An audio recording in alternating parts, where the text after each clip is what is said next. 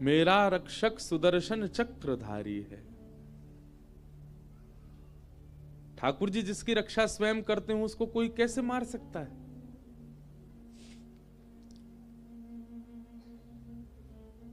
एक गौरैया पक्षी देखा आपने?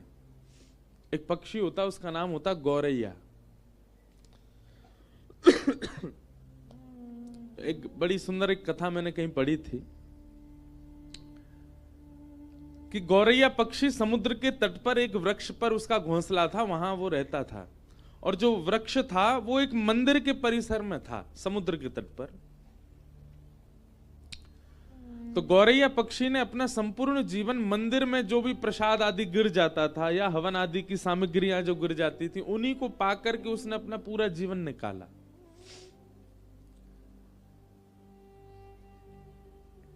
कुछ समय बाद उसके छोटे छोटे अंडे हुए घोंसले में। गौरैया पक्षी जाता मंदिर परिसर में, कहीं कोई यज्ञ हो रहा होता, किसी व्यक्ति के हाथ से प्रसाद गिर जाता या लोग बाग दाना डाल देते, तो मंदिर परिसर से इकट्ठा करके वो पाता था। छोटा सा पक्षी होता गौरैया। एक दिन ज्वार भाटा आया, प्रचंड ज्वार भाटा समुद्र में, और उस ज्वार के कारण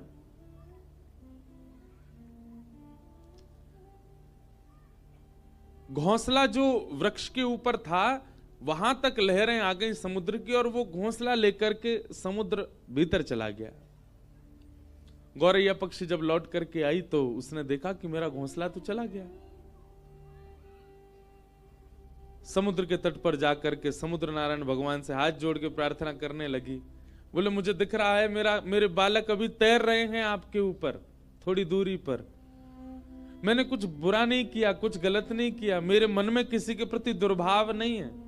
हे समुद्र नारायण भगवान, आप साक्षात भगवान के स्वरूप हो, मेरी प्रार्थना स्वीकार कीजिए, मेरे घोंसले वापस लौटा दीजिए। मेरे बालक निर्दोष हैं, अभी उन्होंने जन्म भी नहीं लिया।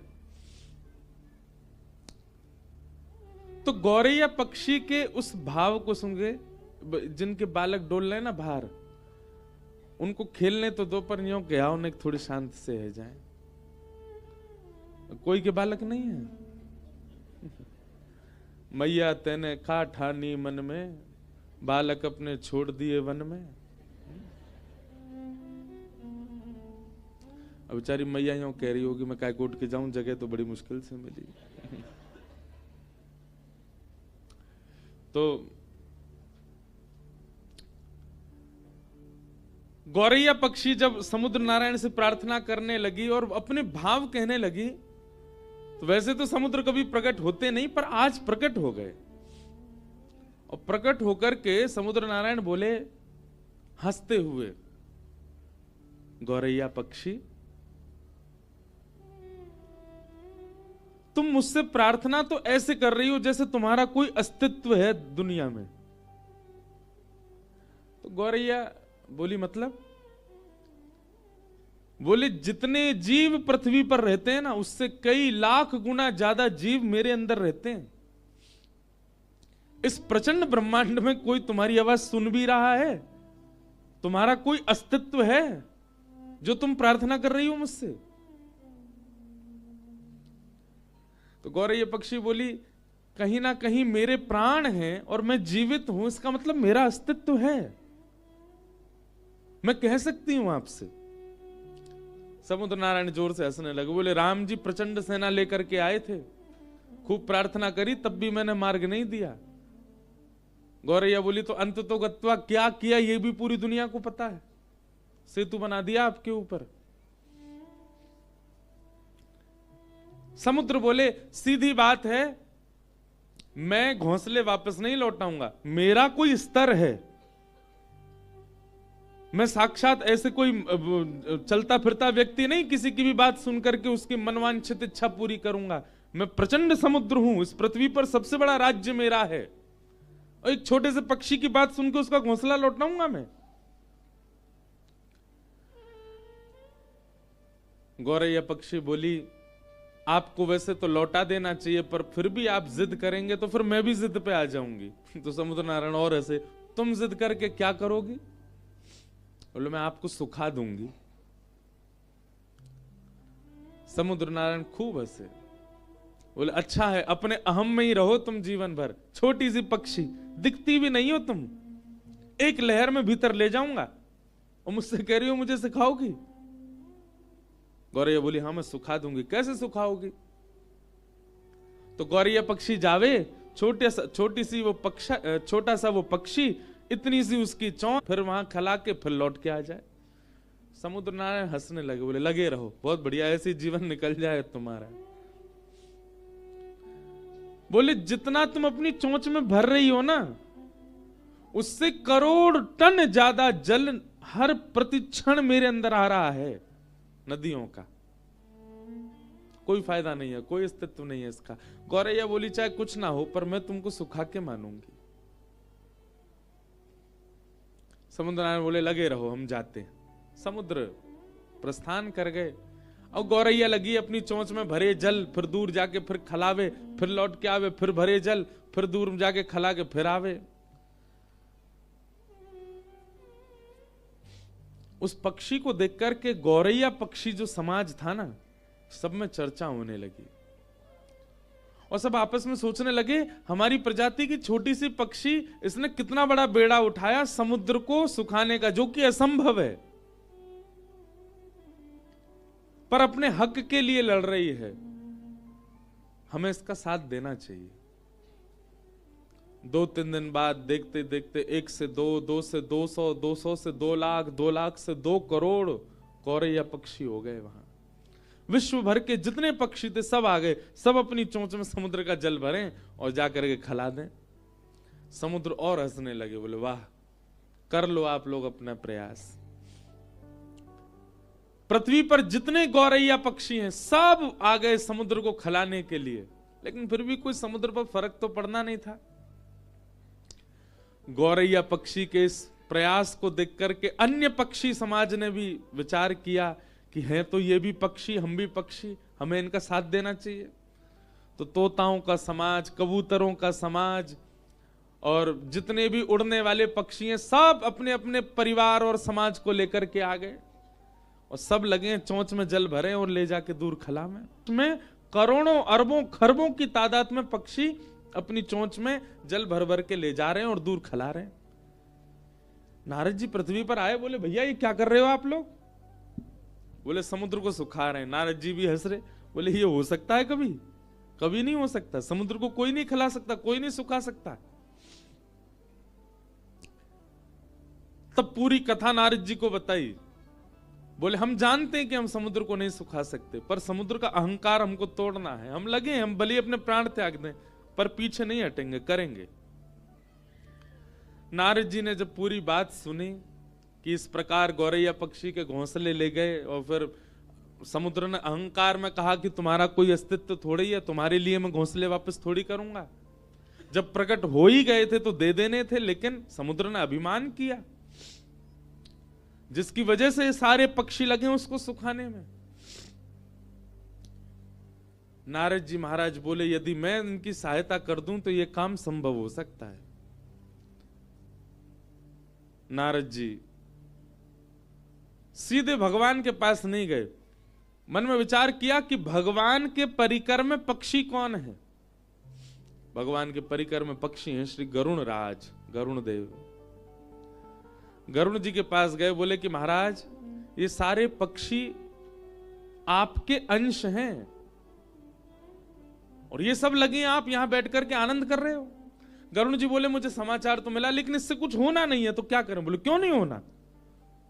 तुम ब्रह्मांड नायक को अपनी पीठ पर लेकर के चलते हो, क्या समुद्र के अहम को नष्ट करने के लिए तुम कुछ करवा नहीं सकते? गरुण जी भी सोच में पड़ गए। रात्रि में ठाकुर जी के पास गए, भगवान श्रीमन नारायण पौड़े थे और गरुण जी ने जाकर के बताया इस प्रकार पक्षी समाज लगा है समुद्र को सुखाने। भगवान बोले हो तो सकता नहीं है, ये समुद्र कैसे सूखेगा? बोले ठाकुर जी आप जो चाह जाएं वो सब हो जाएगा। हम ये नहीं चाहते कि समुद्र सूखे, पर समुद्र का अहम नष्ट होना चाहिए। एक गौरैया पक्षी को उसने कैसे कह दिया कि तुम्हारा कोई अस्तित्व नहीं है? गरुण जी की बात सुनकर के ठाकुर जी भी बोले, तो फिर क्या करना चाहिए बताओ? बोले, नाथ आप यदि विचार मन बना लें केवल कि पक्षियों का मुझे संग करना है, अपने आप सब काम हो जाएगा। ठाकुर जी ने तुरंत अपने सुदर्शन जी को आज्ञा की, जाइए और 12 सूर्य के समान प्रकाशित होकर के समुद्र को तपाना प्रारंभ। एक सूर्य की तपन से समुद्र उड़ करके बादल बन जाता है। कहीं आकाश में 12 सूर्य, 12 सूर्य प्रकट हो गए तो समुद्र को सूखने में देर नहीं लगेगी। सुदर्शन चक्र जी ने भगवान के हस्त कमल से प्रस्थान करके और इतनी द्रुत गति से अपने चक्र को घुमाया कि 12 सूर्यों के समान तेज प्रकट हो गया, और घूमने के कारण उनसे निकलने वाला जो हवा का वेग था वो इतना तीव्र था कि वो पृथ्वी को भी उछाल सकते थे। आकाश में आकर के जैसे ही सुदर्शन जी ने अपने वेग को करना प्रारंभ किया और 12 सूर्यों के समान तेज प्रकट हुआ, जो समुद्र 100 वर्षों में उड़ करके कुछ बादल बना पाता था, वो क्षण भर में उड़ने लगा। और देखते ही देखते किनारे खाली होने लगे, समुद्र का जल सींचने लगा, इकट्ठा होने लगा, जीव जंतु मरने लगे, समुद्र इकट्ठा होकर के एक स्थान पर नष्ट होने लगा, पृथ्वी क्षेत्र बढ़ने लगा, समुद्र का क्षेत्र घटने लग गया। समुद्र ने जब ये स्थिति देखी स्वयं की, प्रकट हो गए, प्रकट होकर के त्राहिमाम कहकर के नारायण का स्मरण किया। भगवान ने प्रकट होकर के समुद्र नारायण से कहा, अहम शून्य हो जाइए। पृथ्वी पर जिसका स्वरूप बड़ा है उसका अस्तित्व होता है, ऐसा नहीं है। इस पृथ्वी पर यदि चींटी जीवित है तो उसका भी अस्तित्व है, उसकी रक्षा भी मैं कर रहा हूं। आप उसके प्रति भी ये भाव नहीं रख सकते कि उसका कोई अस्तित्व नहीं है। एक चींटी रहती है, वह भी बालकों को जन्म देती है। ठाकुर जी कहते हैं वहां भी मेरी दृष्टि जाती है, उसको भी मैं देखता हूं।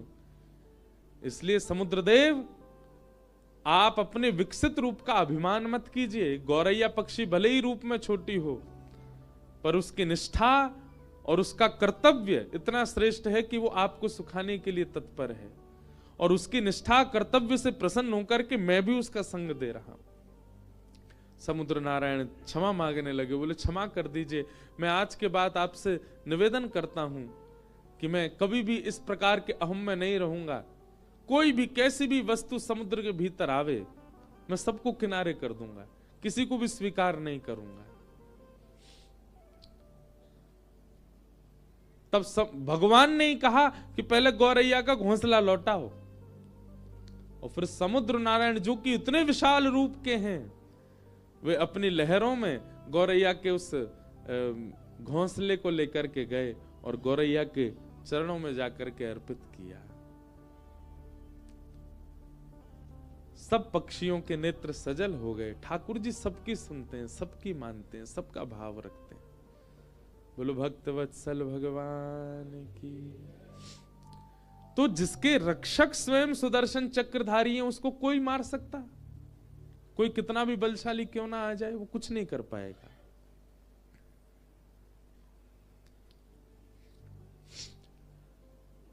सोते हुए 5 पांडवों को मारने के लिए अश्वत्थामा गए, पर भगवान पांडवों को लेकर के कहीं और चले गए। द्रौपदी के 5 पुत्र मार दिए। अश्वत्थामा पकड़ा गया, और अश्वत्थामा को मारने के लिए अर्जुन ने जब सबके सामने प्रस्तुत किया, तो द्रौपदी ने अश्वत्थामा को मुक्त करने के लिए आज्ञा की, निवेदन किया। भगवान ने द्रौपदी के इस दया भाव को देखकर के द्रौपदी को नाम दिया कृष्णा। अश्वत्थामा ने अपनी मृत्यु का बदला लेने के लिए, अपने ऊपर हुए अपमान का बदला लेने के लिए ब्रह्मास्त्र छोड़ दिया।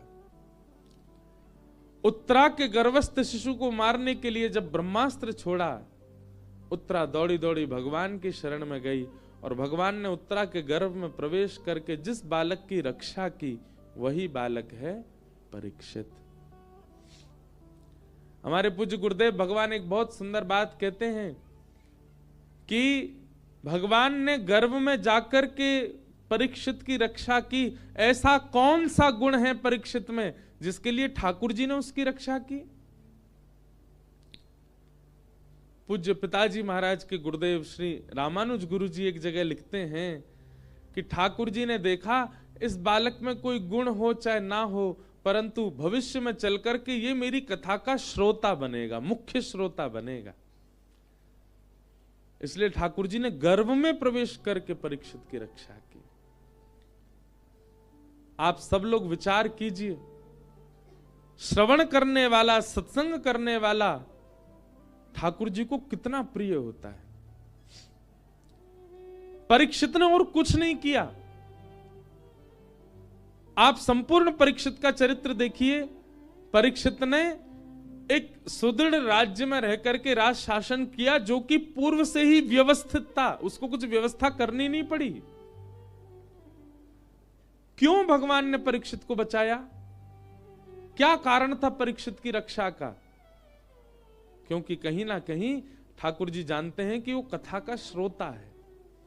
उसके कथा श्रवण करने से करोड़ों जनमानस को कथा श्रवण करने को मिलेगी, इसलिए ठाकुर जी ने उसकी रक्षा की। बंधुओं, इस बात को सुनकर के कभी कभी मुझे ऐसा अनुभव होता है, आपको भी होना चाहिए। हम अपने जीवन में कई ऐसी परिस्थितियों से बच करके आए जहां हमारी मृत्यु सामने खड़ी थी। मैंने भी अपने 27 वर्ष के जीवन में कई ऐसे अनुभव किए हैं कि जहां मृत्यु सामने थी, पर ठाकुर जी ने रक्षा की। उस समय तो ऐसा लगा था कि मेरे पुण्यों ने मुझे बचा लिया होगा, या मेरे सत्कर्मों ने मुझे बचा लिया, या ठाकुर जी की मुझ पर कृपा है इसलिए मेरे प्राण रक्षा हो गई। परंतु इस कथा को कहते हुए आज मन में भाव आता है, ठाकुर जी ने कहीं ना कहीं रक्षा इसलिए की, इससे मुझे कईयों को कथा सुनवानी है, अभी कईयों को भक्ति मार्ग दिलाना है। अभी आप सबकी भी रक्षा इसीलिए हो रही होगी, यजमानों की रक्षा भी इसीलिए हो रही होगी। ठाकुर जी मन में विचार करते होंगे, इनके यजमानत्व में कथा में इतने लोग कथा सुनेंगे, कहीं ना कहीं इसकी रक्षा करो।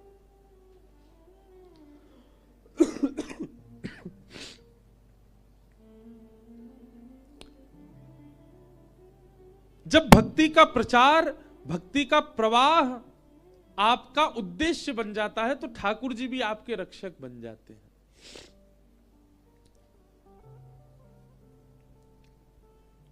और एक बात और कहूं बंधुओं, हृदय से बहुत ध्यानपूर्वक सुनिएगा। भगवान ने हमारी रक्षा की, ठाकुर जी रक्षा करते हैं, इसको आप किस रूप में लेते हो? भैया केदारनाथ गए थे, कोहरा पड़ रहा था बहुत ज्यादा, हमारी गाड़ी खाई में गिरने वाली थी। अचानक से ड्राइवर ने ब्रेक लगा दिया, बोले पता नहीं आगे रास्ता दिख नहीं रहा। रात भर खड़े रहे, जैसे ही सुबह हुई कोहरा थोड़ा सा छटा तो हमने क्या देखा, हम तो खाई में ही खड़े थे, जरा भी नेक आगे बढ़ जाते तो गिर जाते। महादेव ने बड़ी रक्षा की हमारी। ये रक्षा नहीं है। ठाकुर जी आपकी रक्षा करते हैं, इसका मतलब ये ना समझें कि इस प्रकार की घटनाओं से रक्षा, वह भी रक्षा है, परंतु विशेष रूप से ठाकुर जी की रक्षा किसे कहेंगे आप?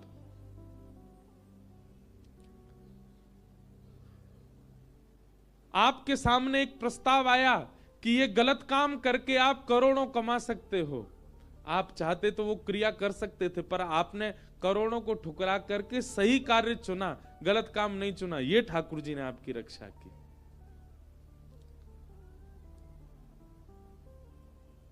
आपके सामने गलत मार्ग आ गए, जिन मार्ग पर जाकर के आप बहुत कुछ हासिल कर सकते थे अपने जीवन में, धन संपत्ति वैभव ऐश्वर्य, पर आपने सतमार्ग को चुना, गलत मार्ग को नहीं। सतमार्ग में रूखी रोटी खाना हमको प्रिय है, गलत मार्ग पर जाकर के 56 भोग नहीं खाना है। इस प्रकार से अपने सतमार्ग को चुनना, एक प्रकार की ठाकुर जी के द्वारा आपकी रक्षा है। कई लोग अपने जीवन में दूषित मार्ग अपना लेते हैं,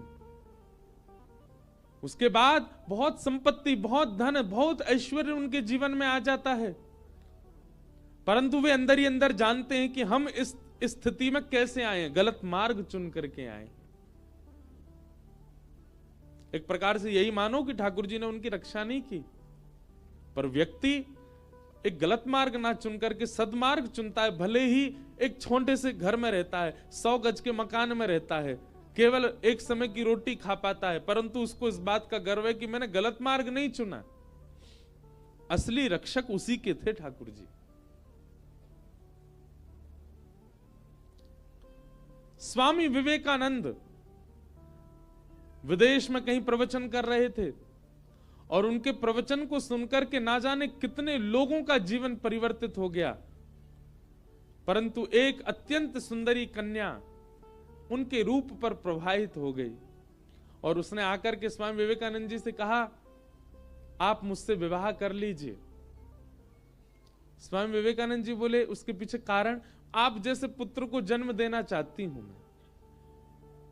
स्वामी विवेकानंद ने 3 परिक्रमा करी उस कन्या की और चरणों प्रणाम करके बोले, क्षमा करें, मैं अपने जैसा पुत्र दे पाऊंगा इसकी गारंटी मेरे पास नहीं है। आपकी 3 परिक्रमा करके आपके चरणों में प्रणाम करके मैं वचन देता हूं, मैं ही आज से आपका पुत्र हूं। मेरे जैसा पुत्र चाहिए ना, मैं ही पुत्र हूं आपका, आप मुझे ही पुत्र मान लो। इसे कहते हैं ठाकुर जी के द्वारा की गई रक्षा। आपके मन की, आपके भाव की, आपकी इंद्रियों की, आपके विचारधारा की जब दूषित मार्ग से रक्षा होती है, उसको वास्तविक रक्षा मानिए ठाकुर जी की।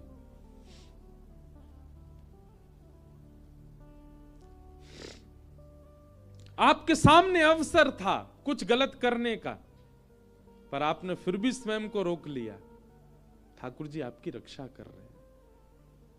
आपके सामने अवसर आया और उस अवसर को जान आपने विचार किया, कोई देख तो रहा नहीं है, कर लो। समझ जाना ठाकुर जी की दृष्टि नहीं है आपके पास, इसीलिए आप उस क्रिया को करने में सक्षम थे।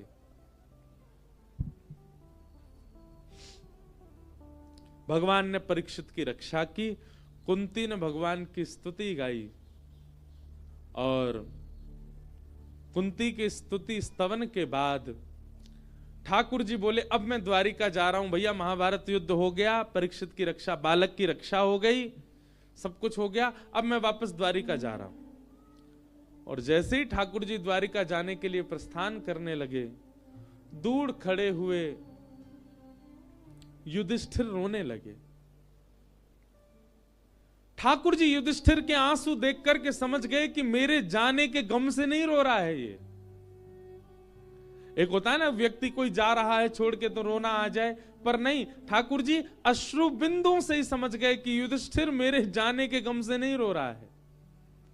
तो फिर युधिष्ठिर रो क्यों रहा है? युधिष्ठिर इसलिए रो रहा है कि युधिष्ठिर को आत्मग्लानि हो रही है। मैंने महाभारत युद्ध में निर्दोषों को मार दिया, मैंने महाभारत युद्ध में गलत भाग ले लिया, मुझे महाभारत युद्ध नहीं करना चाहिए था, इसलिए युधिष्ठिर आत्मग्लानि में रो रहा है।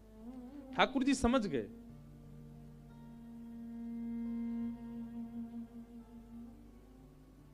बंधु एक बात बताएं, अधिकतर ठाकुर जी के सामने जाकर के रुदन करने वाले लोग आत्मग्लानि के ही होते हैं। कोई गलत करने के बाद ठाकुर जी को देख के रोने लग जाता है। संसार से हारा व्यक्ति जब ठाकुर जी को देखता है तो रुदन करता है, नाथ मेरे साथ क्या हो रहा है। आत्मग्लानि में रुदन करने वाले लोग ज्यादा जाते हैं ठाकुर जी के सामने। पर एक बात कहें, कभी ठाकुर जी की याद में नीर बहा के देखो, कभी उन्हीं के लिए रुदन करके देखो। बंधुओं, जो आत्मग्लानि में रोते हैं ठाकुर जी के आगे कि मेरे साथ संसार ने धोखा दिया, मुझे लोग छोड़ के चले गए, या मेरे साथ ऐसा हुआ, आप उस समय ठाकुर जी के सामने खड़े होकर के रो करके ठाकुर जी को यह बता रहे हो कि आपसे बड़ा था संसार मेरे लिए। अरे उस समय यह विचार करो ना, सबने छोड़ दिया, पर उनका द्वार तो अभी भी खुला है आपके लिए। एक सामान्य से व्यक्ति ने अपने ऊपर, आपके ऊपर से अपना हाथ हटा दिया, परंतु जगत नियंता जगदाधार तो अभी भी आपकी सुन रहा है, सामने खड़ा है, तो फिर रोना क्यों? आप रो शायद इसलिए रहे हो कि आपने संसार को ठाकुर जी से बड़ा माना था। कोई व्यक्ति आपको छोड़ करके चला गया, मतलब वो उस व्यक्ति के लिए रुदन ठाकुर जी के सामने जाके करके आप ठाकुर जी को यह बता रहे हो कि वो व्यक्ति बहुत बड़ा था आपके लिए, ठाकुर जी से बड़ा था।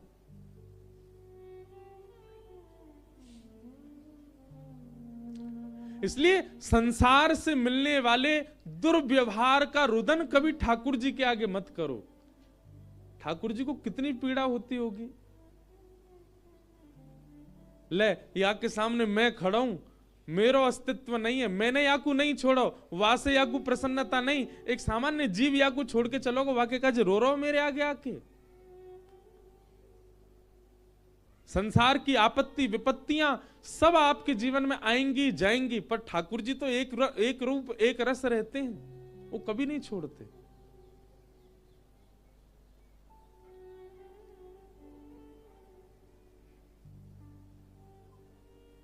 युधिष्ठिर जी रोने लगे। ठाकुर जी समझ गए कि आत्मग्लानि में रो रहा है। भगवान ने विचार किया कि अब मैं इसको पुनः गीता ज्ञान नहीं दे सकता। मैंने एक बार अर्जुन को दे दी, जिसने सुनना था सुनी, अब दोबारा मैं गीता सुनाऊं, ये मेरी अब ये मेरा व्यवहार स्वभाव नहीं। और ठाकुर जी जहां मौन हो जाते हैं वहां उत्तर भक्त देता है। और भगवान युधिष्ठिर को लेकर के गए हैं भीष्म पितामह के पास। भीष्म पितामह का भाव स्तुति मैंने बहुत कथाओं से नहीं कही, पर आज भी मेरा मन था कि आज भी मैं आगे कथा करूं, पर मेरे मन में आया भाव कि जिन मैया के तट पे हम बैठे इन्हीं के पुत्र हैं भीष्म पितामह, गंगा पुत्र हैं। तो श्री गंगा जी के तट पर यदि भीष्म पितामह की स्तुति नहीं कहेंगे तो मां को बुरा तो नहीं लगेगा, लेकिन अगर कहेंगे तो प्रसन्नता होगी। बहुत सावधानी से बैठिए सब लोग। भीष्म पितामह, यदि आप मुझसे कहें कि आप श्रीमद् भागवत की कथा 9 वर्षों से कर रहे हैं, 9 वर्षों में भागवत में जितने भक्त हैं उन भक्तों में आपने किसको अपना प्रेरणा स्रोत माना, तो कुछ भक्तों के नाम हैं। उन भक्तों में भी टॉप 3 यदि पूछें तो उनमें भी टॉप 3 में आते हैं भीष्म पितामह। अद्भुत है।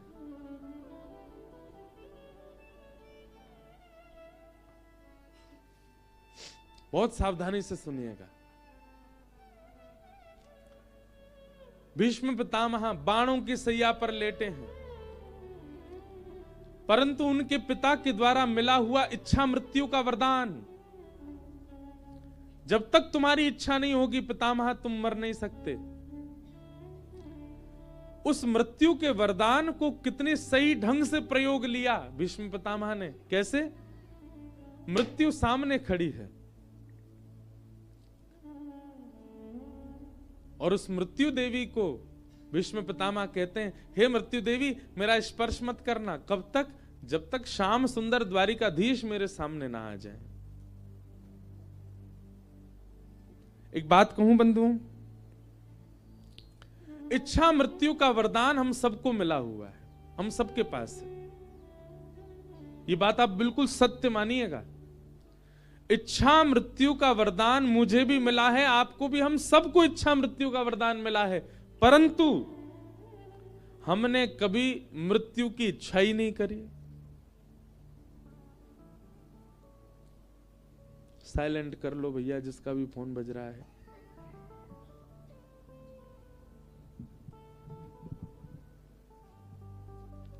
हम सब लोग किसकी इच्छा करते हैं? हमारी पत्नी ऐसी होनी चाहिए, हमारे बच्चे ऐसे होने चाहिए, बेटा होगा तो ये नाम रखेंगे, बेटी होगी तो ये नाम रखेंगे, बच्चे पढ़ लिखने वाले होंगे इस स्कूल में पढ़ाएंगे, हमारा घर देहरादून में होना चाहिए, ऋषिकेश में होना चाहिए, ऐसा काम करेंगे, ऐसा व्यापार करेंगे, इतना पैसा कमाना, ये गाड़ी खरीदनी। ये सारी इच्छाएं हमारी होती हैं, पर इस जीवन का जो अकाट्य सत्य है मृत्यु, उसकी हमने कभी इच्छा नहीं करी। आप कहोगे महाराज जी इसलिए कथा नहीं सुन रहे हैं आपकी कि आप यूं बताओ कि मरवे की इच्छा करो। हमारी बात समझिएगा, मृत्यु सबकी होनी है। यहां पे कोई बैठा व्यक्ति ये बात कह सकता है मेरी मृत्यु ना होएगी? कोई हो तो हाथ ऊपर कर लो भैया। सब जानते हैं कि हम सबकी मृत्यु निश्चित है। किसी की मृत्यु रोगों से हो सकती है, किसी की मृत्यु गिरने से हो सकती है, किसी की मृत्यु सोते सोते हो सकती है, सबकी होगी। पीछे बैठे व्यक्ति से लेके मुझ तक सब मरने वाले हैं। यहां पर सबकी मृत्यु होनी है।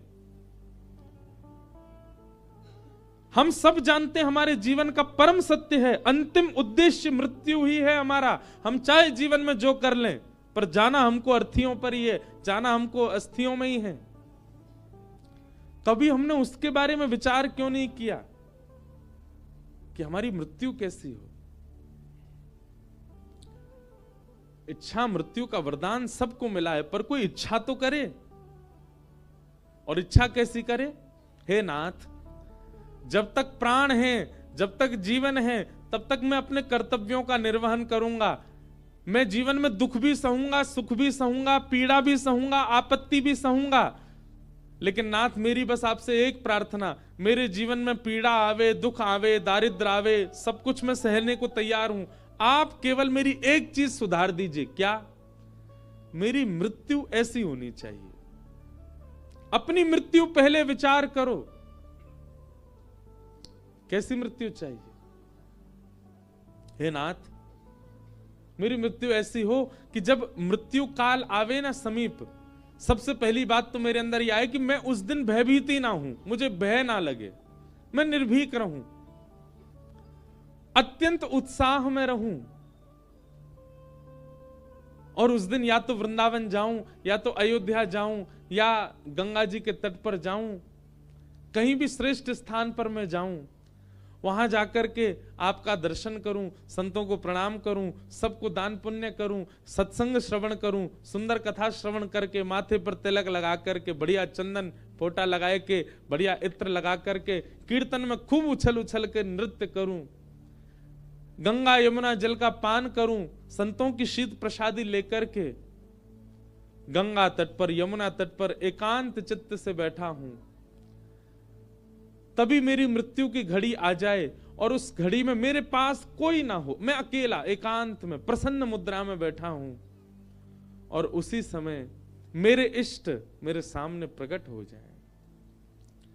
मैं उनका एक क्षण दर्शन करूं, एक क्षण उनके नेत्रों को, नासिका को, ग्रीवा को, गर्व को, चरणार बिंदों का मैं दर्शन करूं, और सर्वांगीण अंगों का दर्शन करते ही मेरे प्राण चले जाए। ऐसी इच्छा मृत्यु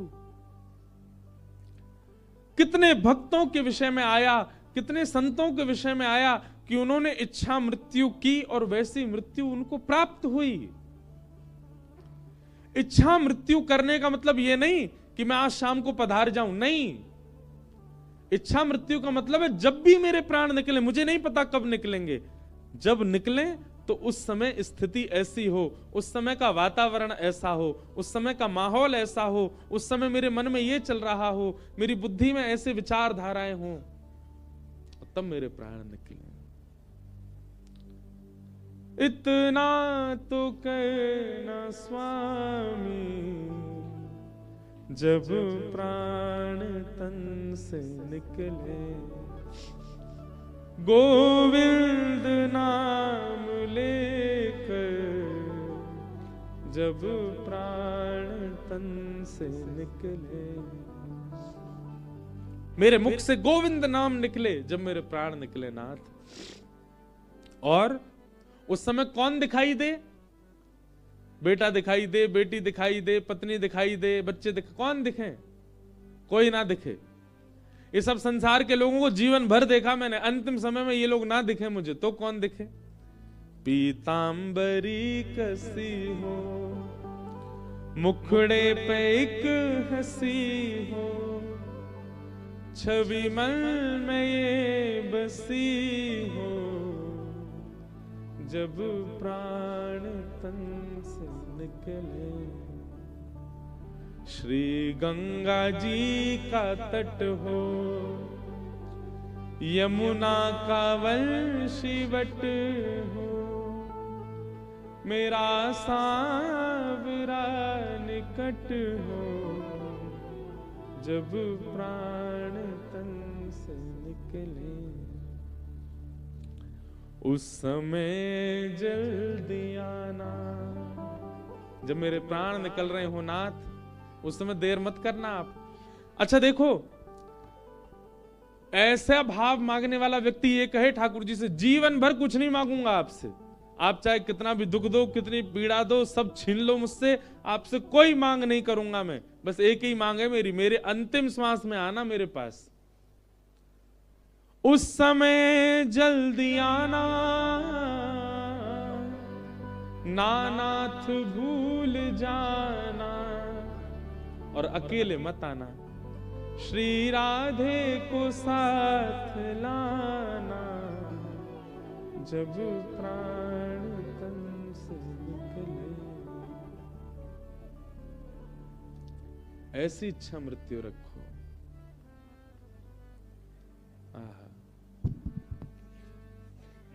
एक बहुत सुंदर एक भाव है, मैं गाता हूं कथा में, यह भी इच्छा मृत्यु हो सकती है। अच्छा, मेरे बताने से इच्छा मृत्यु नहीं करनी है, स्वयं विचार करो। गंगा जी के तट पर बैठो एकांत में, बिल्कुल जहां कोई नहीं आता हो, और वहां बैठ करके विचार करो कैसी मृत्यु की कामना है। घबराइए मत इस बात से, आपके सोचने से उसी समय। और एक और बात सुनिए, जब तक भय लग रहा है तब तक सोचना भी नहीं। पता चली मन में विचार किया था कि वृंदावन में हमारे प्राण निकले, और तभी घर के लोगों का प्लान बन गया, चलें वृंदावन। अरे नहीं यार, अभी नहीं, अभी तो बहुत काम करने मुझको, ऐसा मत कर लेना, हाथ जोड़ रहा हूं, मुझे पाप लगेगा। बोले तेने यार ऐसी बात बताई, लोग वृंदावन आवे थे डर रहे हैं अब।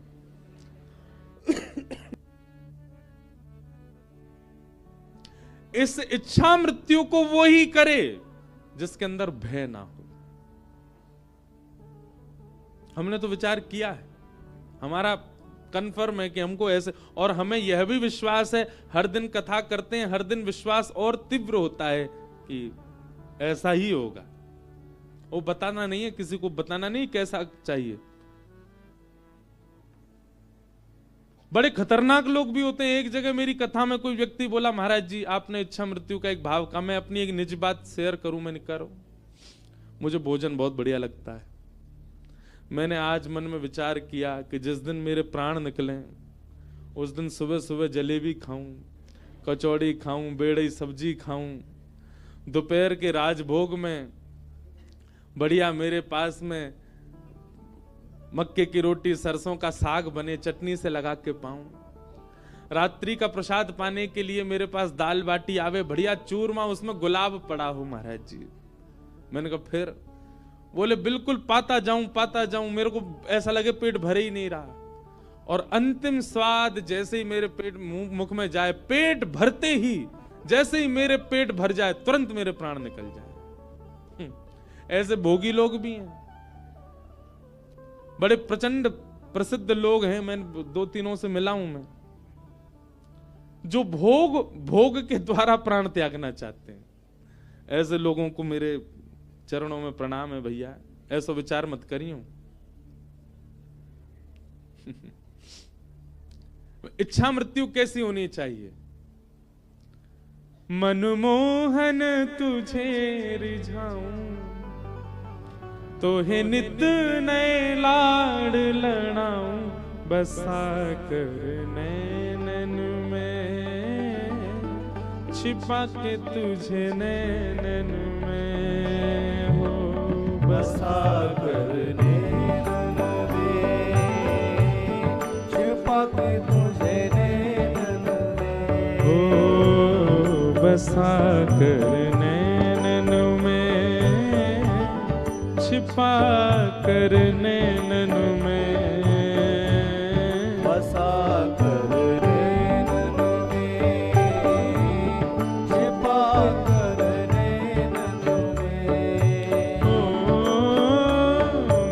मनमोहन तुझे रिझाऊं, ओ मनमोहन तुझे रिझाऊं, हो तो है नित नए लाड़ लड़ाऊं, हो तो है नित नए लाड़ लड़ाऊं, बसा कर नैनन में, छिपा कर नैनन में,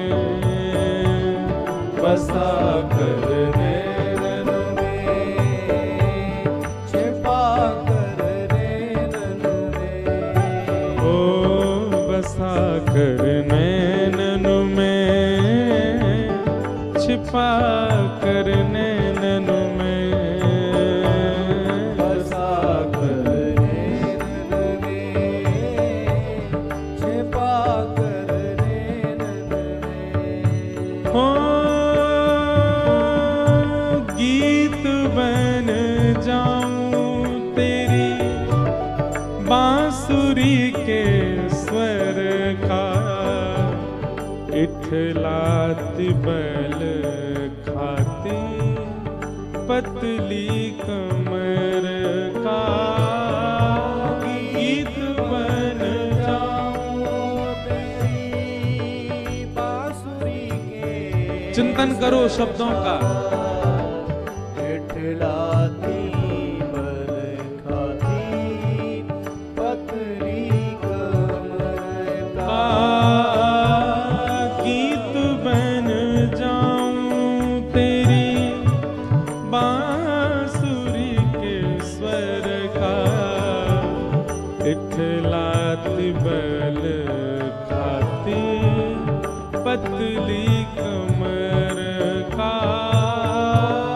गीत बन जाऊं तेरी बांसुरी के स्वर का, इठलाती बल खाती पतली कमर का, ओ पीला पटका बन जाऊं, पीला पटका बन जाऊं, पीला पटका बन जाऊं, पीला पटका बन जाऊं, बसा कर नैनन में, छिपा कर नैनन में, बसा कर नैनन में, छिपा कर नैनन में, ओ बसा कर नैनन में, छिपा कर नैनन में, बसा कर नैनन में। छिपा कर गाओ। नैनन में, मनमोहन तुझे रिझाऊं, मनमोहन तुझे रिझाऊं, ओ तो है नित नए लाड़ लड़ाऊं, ओ तो है नित नए लाड़ लड़ाऊं, बसा कर नैनन में, छिपा कर नैनन में, बसा कर। छिपा कर श्री राधा रमण लाल की।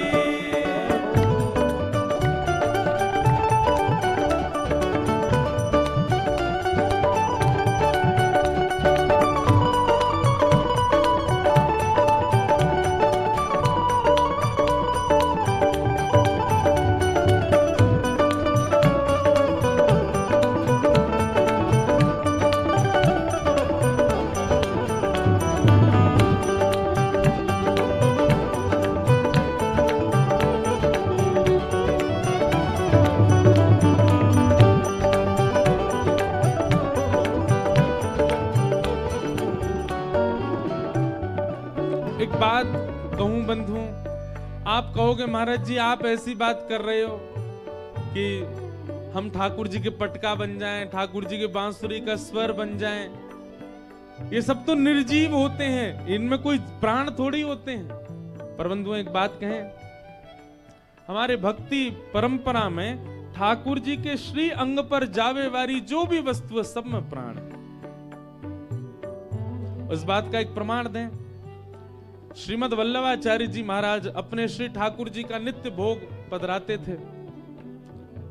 एक बार 3 लोग रोते रोते गए महाप्रभु जी के पास। बहुत सावधानी से इधर देखो, सब लोग सुनो। जिन लोगों को लगता है मुकुट में प्राण नहीं है, माला में प्राण नहीं है, कुंडल में प्राण नहीं है, वंशी प्राण नहीं, ये सब निर्जीव केवल और केवल श्रृंगार है। 3 लोग रोते रोते गए तो श्रीमद वल्लभाचार्य जी महाराज उनसे पूछने लगे, भैया तुम रो क्यों रहे हो? अब बहन मैं कथा करूं कि टाटा करूं? बैठ जाओ। तो इधर देखो, महाप्रभु जी बोले, आप रो क्यों रहे हो? क्या बात है? कुछ नहीं बोले, बस एक ही बात बोले, हमें सेवा से दूर मत करो, हमें सेवा से विलग मत करो, हमें सेवा से बाहर मत करो। महाप्रभु जी बोले, कौन सी सेवा से दूर कर रहा है तुमको कोई? क्या बात है, स्पष्ट बताओ। तो तीनों बस रोते रहे, हमें सेवा से दूर मत करो। थोड़ी देर बाद श्रीमद वल्लभाचार्य जी महाराज ने जब नेत्र बंद करके ध्यान लगाया तो क्या पता चला पता है? कि रसोई घर में ठाकुर जी के लिए प्रसाद बन रहा था, और प्रसाद के लिए जब भात बनाने के लिए चावलों को धोया जा रहा था, उनका माण जब अलग किया जा रहा था चावलों का, तो माण अलग करते समय चावल में से 3 दाने माण के साथ नाली में बह गए, और वे तीनों ही रूप धारण करके आए और महाप्रभु जी से बोले, हमें सेवा से दूर मत करो। मतलब जब तक वस्तु भगवत सन्निधि में नहीं जाती तब तक वह निर्जीव है, पर भगवत सेवा में आने के बाद उसमें प्राण होते हैं। वो कोई ना कोई दैविक, कोई ना कोई वैदिक, कोई ना कोई भक्त है। इसीलिए हमारे श्री लाल जी का जब भी श्रृंगार होता है, मुकुट को भी प्रणाम करके पधराया जाता, वंशी जी को भी प्रणाम करके पधराया जाता, माला भी प्रणाम करके पधराई जाती है। ठाकुर जी के श्री अंग पर आने वाली पोशाक भी, उसमें भी यही भाव होता है कि कोई वैष्णवी ठाकुर जी के ऊपर आए हैं आज, ठाकुर जी को धगवे के काजे। ठाकुर जी की मसनद भी उठाते हैं ना, तो उसको भी ऐसे प्रणाम करते हैं, जय हो गादी जी को प्रणाम, मसनद जी को प्रणाम, झारी जी, बंटा जी, सबको जी लगा करके, मतलब उनमें प्राण है। इसलिए ये विचार मत करना कि महाराज जी कह रहे हैं वंशी बने, पटका बने, ये तो निर्जीव होते हैं। ये सब में प्राण होते हैं। अपनी भक्ति साधना से आप वंशी बन सकते हैं। वंशी कौन है? भगवान की। स्वयं महादेव वंशी बन करके आए हैं ठाकुर जी की। घुंघरू बनूं जो तेरी पायल का प्यारे, पल पल चूमा करूं चरण तुम्हारे। घुंघरू बनूं जो तेरी पायल का प्यारे, पल पल चूमा करूं चरण तुम्हारे। घुंघरू बनूं जो तेरी पायल का प्यारे, पल पल चूमा करूं चरण तिहारे। घुंघरू बनूं जो तेरी पायल का प्यारे, पल पल चूमा करूं चरण तिहारे। ओ तेरे धीरे धीरे चरण दबाऊं, ओ तेरे धीरे धीरे चरण दबाऊं, तेरे धीरे धीरे चरण दबाऊं, ओ तेरे धीरे धीरे चरण दबाऊं। बसा कर नैनन में, छिपा कर नैनन में, बसा कर नैनन में, छिपा कर नैनन में। ओ बसा कर नैनन में, छिपा कर नैनन में, बसा कर नैनन में, छिपा कर ओ मनमोहन तुम्हें रिझाऊं, मनमोहन ओ तोहे नित नए लाड लड़ाऊं, ओ तोहे नित नए लाड। कैसे? बसा कर नैनन में, छिपा कर नैनन में, बसा कर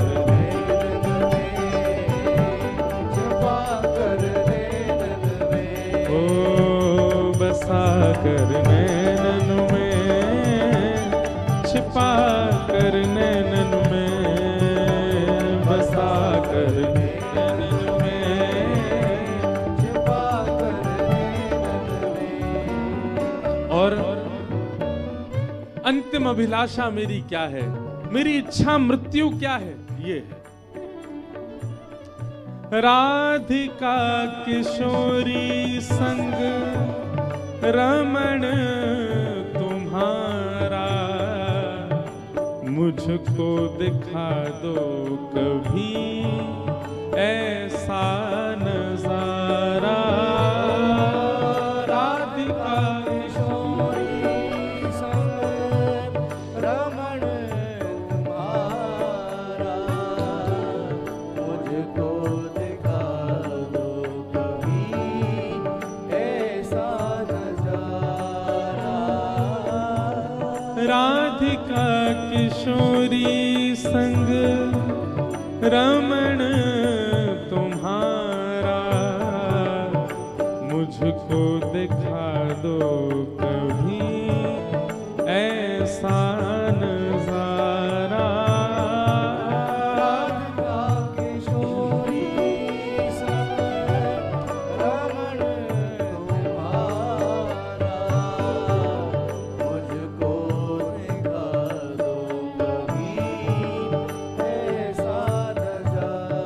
हे नाथ, बहुत दिन आए गए वृंदावन में स्थूल आपको देखते हुए।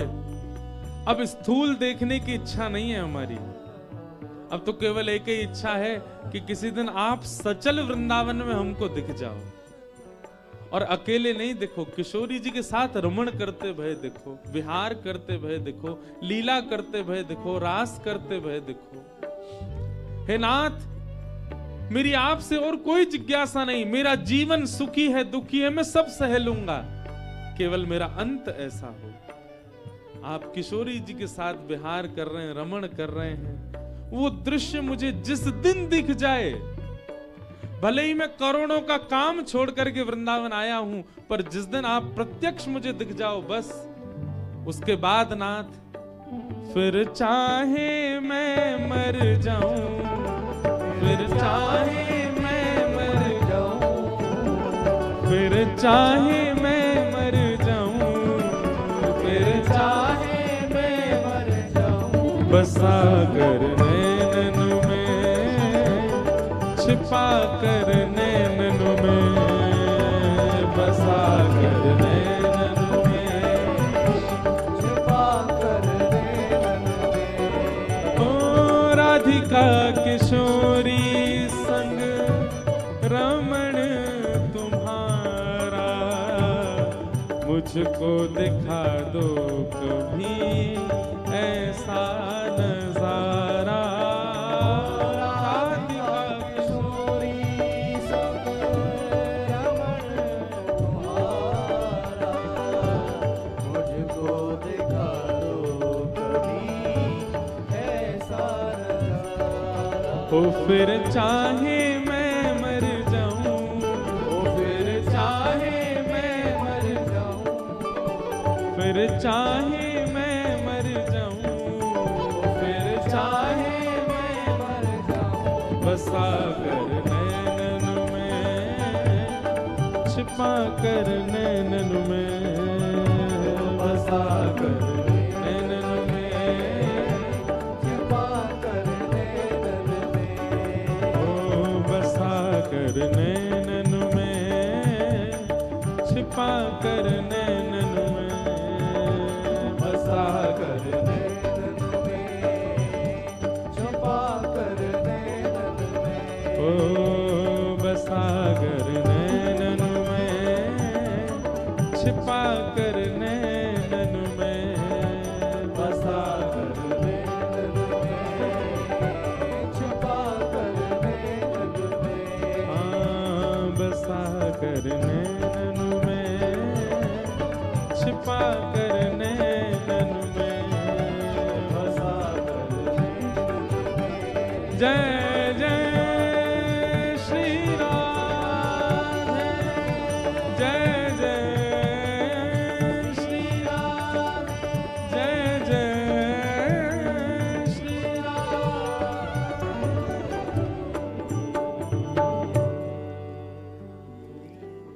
आज गंगा जी के तट पर हम आपसे निवेदन कर रहे हैं बंधुओं, हर भाव का आपने चिंतन किया है। जीवन कैसा हो, पत्नी कैसी हो, बच्चे कैसे हो, धन कैसा हो, घर कैसा हो, व्यापार कैसा हो, ये सब वह वस्तु है जो संसार में रहना सिखाती है। रहिए संसार में, खूब कमाइए धन, पर हमारी प्रार्थना गंगा के तट पर, आज सोमवार है, नवमी है, अपनी इच्छा मृत्यु का चिंतन करके जाओ। कैसी मृत्यु की कामना है, और गंगा जी से प्रार्थना करो, जीवन चाहे जैसा भी दीजिए, मृत्यु ऐसी ही हो हमारी। श्री भक्तमाल जी की कथा में वर्णन आता है कि भक्तमाल जी को अगर कोई अपने अंतिम श्वास में श्रवण, वैसे तो भगवान नाम भी यदि अंतिम श्वास में ले ले तो निश्चित है कि भगवत दर्शन होता ही है, लेकिन एक भक्त ने क्या किया, छोटे छोटे शब्दों में भक्तमाल जी को लिखवा करके और सुंदर तुलसी में मढ़वा करके अपने गले में पहन लिया, और नित्य भक्तमाल जी उसके हृदय पर रहती हैं। बोले ना जाने कब प्राण निकल जाएं, जब प्राण निकलें तो भक्तमाल में जितने भक्त हैं ये सब का मुझे दर्शन हो। वही हुआ।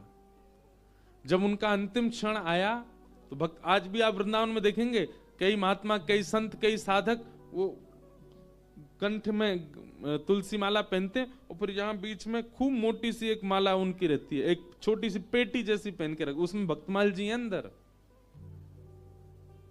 क्योंकि गीता भागवत आदि को आप गले में पहन करके घूम नहीं सकते, उसकी पवित्रता रखनी पड़ेगी, पर भक्तमाल जी में भक्त चरित्र है इसलिए उनको पहन लिया जाता है। और भक्तमाल जी कंठ में धारण करके, एक भक्त थे उनके प्राण निकलने का समय आया, कंठ में भक्तमाल थी, जैसे ही प्राण निकलने का समय आया, ना तो बच्चे दिखे ना पत्नी परिवार, कोई नहीं था। कौन दिख रहे हैं? श्री ध्रुव जी महाराज, श्री प्रहलाद जी महाराज, श्री हितरवंश महाप्रभु, स्वामी श्री हरदास जी महाराज, सब भक्तों के दर्शन होने लगे और सब भक्त उनका हस्त कमल पकड़ करके बोले चलो अब अपने पिया के देश जाने का समय। जिनकी भूमि पर हम बैठे हैं, वैसे तो ये भूमि महादेव की है, गंगा जी की है, पर इस भूमि पर बैठ के जिन्होंने खूब भजन साधना की, हनुमान प्रसाद पोद्दार जी, उनका एक बहुत सुंदर पद है, चलवा पिया के देश, चलवा पिया के देश, सजनी चलवा पिया के, सजनी चलवा पिया के, जहां नहीं मोह ममता की रजनी, जहां नहीं मोह ममता की रजनी, मिले रहे दिन रैन, मिले रहे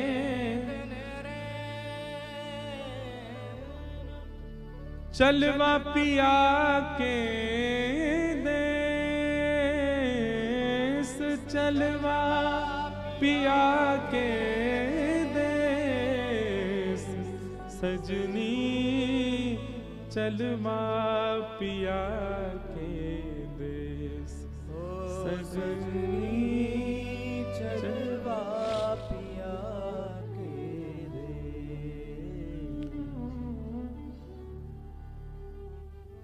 और सब उन भक्त को लेकर के भगवत धाम चले गए। भगवत धाम बंधुओं कोई आकाश में नहीं है, हमारो वृंदावन ही भगवत धाम है। बस ये जो वृंदावन हमको दिख रहा है ये वृंदावन है, इसी वृंदावन में निज वृंदावन है जिसका दर्शन हमको नहीं हो सकता, उसका दर्शन आचार्य गुरुजनों की कृपा से ही हो सकता, वही भगवत धाम है, वहीं की प्राप्ति हो जाती है। भीष्म पितामह अपनी इच्छा मृत्यु से कहते हैं भले ही रोम रोम में प्राण लगे पर मैं ऐसे प्राण नहीं त्यागूंगा। बोले प्राण कब निकलेंगे हमारे? बोले जब सामने संग चक्र गदा पद्मधारी सामने मेरे आके खड़े हो जाएंगे, उनको नेत्रों से भर के देख लूंगा, उनको अपने रोम रोम में जब मैं बसा लूंगा तब मेरे प्राण निकलेंगे। मृत्यु देवी सामने खड़ी है, हाथ जोड़ के स्पर्श नहीं कर पा रही भीष्म पितामह का, क्योंकि उनकी इच्छा मृत्यु है। वास्तव में भगवान तो द्वारिका चले जाते, पर मृत्यु देवी ने ठाकुर जी को रोका। बोले अभी मत जाओ। बोले क्यों? बोले भीष्म पितामह आपकी प्रतीक्षा कर रहे हैं, पहले उनके प्राण हरण होंगे तब आप जाओगे। इसलिए युधिष्ठिर जी के रोने का बानक बना और भगवान युधिष्ठिर को लेकर के भीष्म पितामह के पास गए। बंधुओं, जीवन चाहे जैसा हो, मृत्यु हो भीष्म पितामह जैसी। भले ही जीवन भर कौरवों का संग किया भीष्म पितामह ने, गलत लोगों का संग किया, कुछ गलतियां भी करी अपने जीवन में, पर उसका दंड भोगा उन्होंने।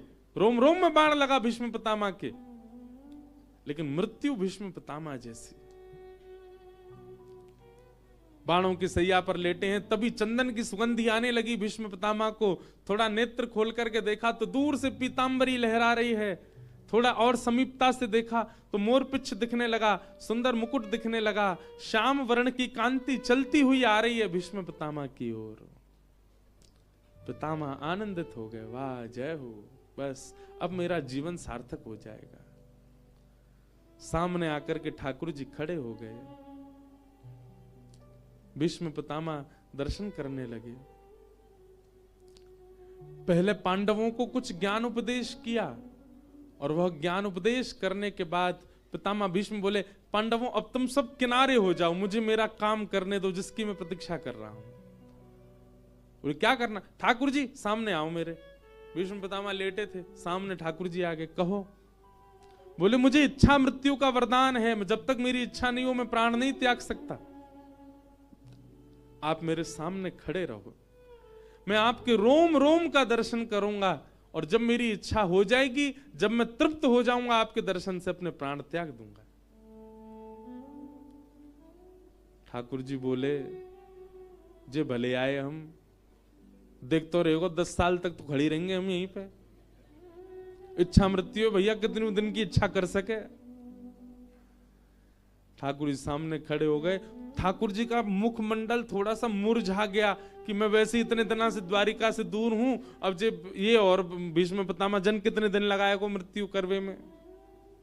ठाकुर जी के मुखमंडल पर जैसे ही थोड़ी सी मुरझाहट आई तो भीष्म पितामह बोले ए सुनिए, ये मुरझाया हुआ चेहरा नहीं देखना मेरे। क्षताम कलेवरम यावदिदं हिनुम्य प्रसन्न हासारुणलोचलोल्लस मुखाम्भुजो ध्यान पतश्चतुर्भुज।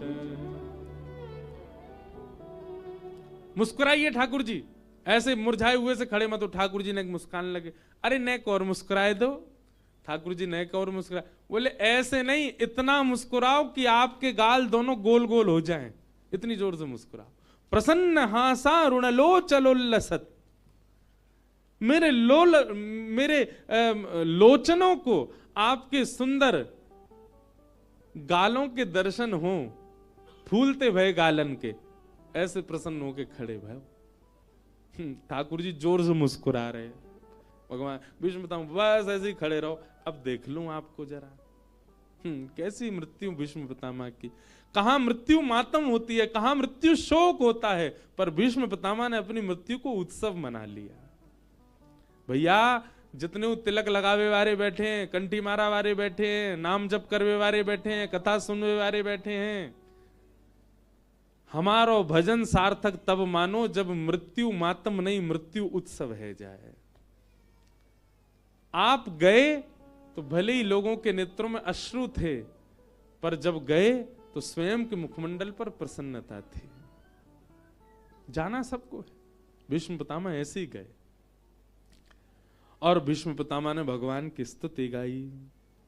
इतिमतिरुपकल्पिता वितृष्णा भगवत सात्वत पुंगवे विभुम्ने स्वसुखमुपगते क्वचिद् विहर्तुं प्रकृतिमुपेयुषि यद्भव प्रवाह त्रिभुवन कमनं तमालवर्णं रविकर गौरवराम्बरं दधाने वपुरलककुलावृताननाब्जं विजय सखेरतिरस्तु मेन वैद्या युधितुर्गर्जो विधुम्न वेश्वक कचलुलितश्रमवार्यलङ्कृतास्ये मम निशितशरैर्विभिद्यमानः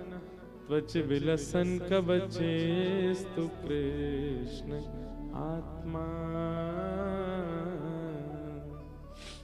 गंगा पुत्र भीष्म पितामह ने स्तुति गाई और स्तुति सुनकर के भगवान प्रसन्न हो गए और संपूर्ण स्तुति का गान करके उत्तरायण का समय हुआ, मकर संक्रांति जिसे कहते हैं, भीष्म पितामह ने ठाकुर जी को देखते देखते अपने प्राण भगवान में विलीन कर दिए। बोलो भक्त वत्सल भगवान।